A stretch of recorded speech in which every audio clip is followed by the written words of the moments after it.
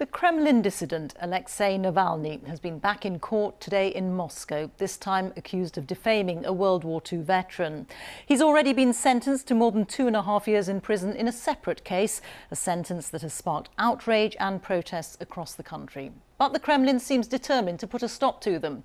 In recent weeks, police have been targeting opposition activists across Russia.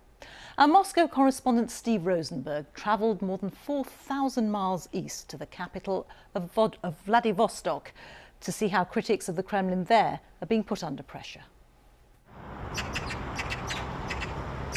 What do you find at the end of Russia,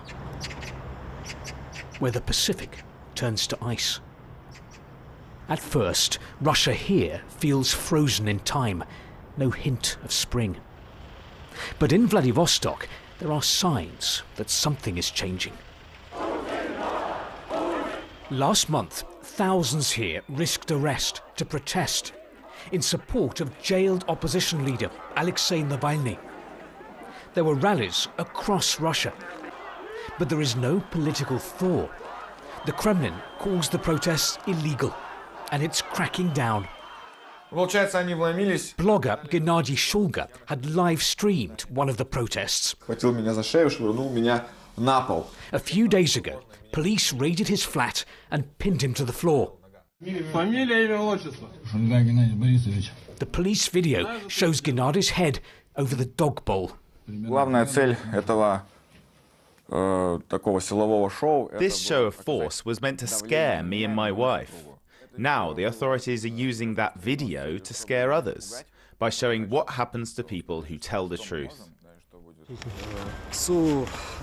Scientist Anton Rasin, who's working on new cancer treatments, took part in the Vladivostok protests. He too has been targeted by the police. They broke into my apartments, hold me laying on the floor like some criminal, and it was real humiliating and infuriating.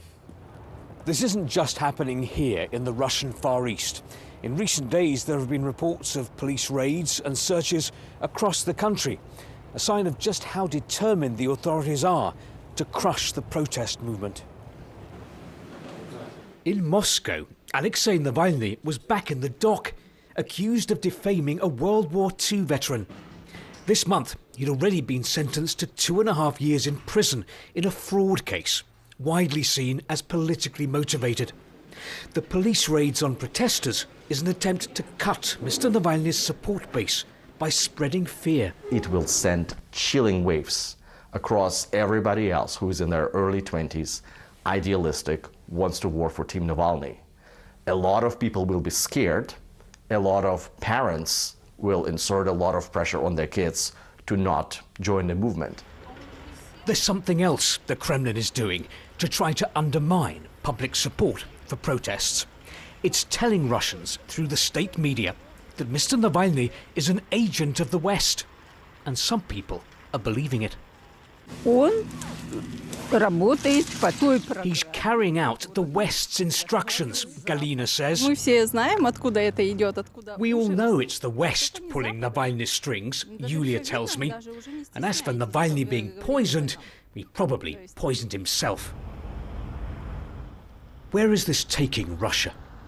With blame the West, the official narrative, there's little chance of a thaw in relations with America and Europe. Russia is facing the prospect of growing isolation. Steve Rosenberg, BBC News, Vladivostok.